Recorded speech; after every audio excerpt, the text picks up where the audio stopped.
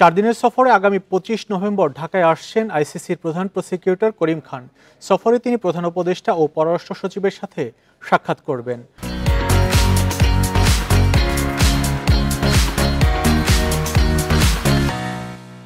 এছাড়া কক্সবাজারের রোহিঙ্গা ক্যাম্পেও পরিদর্শন করার কথা রয়েছে তার।